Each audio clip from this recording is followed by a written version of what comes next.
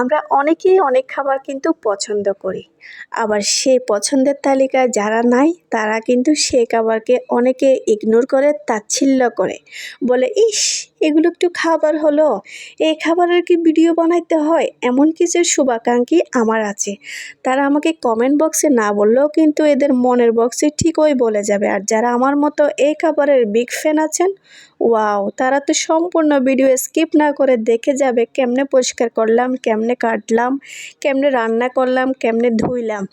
ঠিক বলেছি তো? হ্যালো এভরিওয়ান, আসসালামু আলাইকুম, সবাইকে ওয়েলকাম করছি আমার একটা ডেইলি ব্লগ ভিডিওতে। আশা রাখছি আলহামদুলিল্লাহ আপনারা সবাই যে যার মতো ভালো আছেন।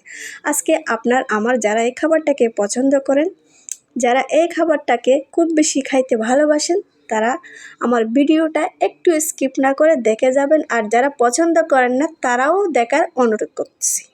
একটা কথা বলতে, আমি আসলে অন্য কাজ তেমন একটা না পারলেও কিন্তু মাশাল্লাহ বুড়িটা কিন্তু খুব সুন্দর ঝকঝকা ফকফকা করে পরিষ্কার করতে পারি। আমাকে আপনি যত বড়ই বুড়ি দেন না কেন, এটা কিন্তু আমি খুব সুন্দর করে একেবারে পরিষ্কার করে গুছিয়ে পরিষ্কার করতে পারি।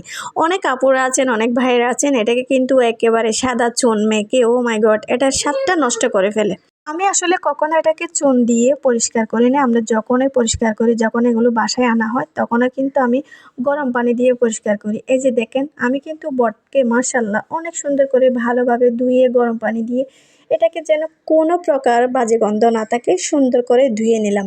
তারপর হচ্ছে আমি খুব ভালোভাবে সুন্দর করে মশলাগুলো কষিয়ে নিয়েছি। মশলাগুলো যত বেশি কষাইবেন, দেখবেন আপনার তরকারি বা যাই রান্না করেন স্বাদটা কিন্তু অনেক সুন্দর হয়। আপনার মশলা কষানোর উপর হচ্ছে তরকারির মজাটা ডিপেন্ড করে। আমি কিন্তু অফ ক্যামেরাতে খুব ভালোভাবে বেশিক্ষণ ধরে সময় নিয়ে রান্না করেছি, যেহেতু এগুলো একটা শক্ত খাবার। সো এটাকে খুব বেশি টাইম নিয়ে সিদ্ধ করতে হবে। এই খাবারের একটা গুণ হচ্ছে, অনেকে অনেকভাবে দেখি রান্না করে। কেউ দেখি আলু দিয়ে রান্না করে, কেউ ঝুল দিয়ে একেবারে টসটসা করে রান্না করে। আমরা কিন্তু এভাবে রান্না করি না।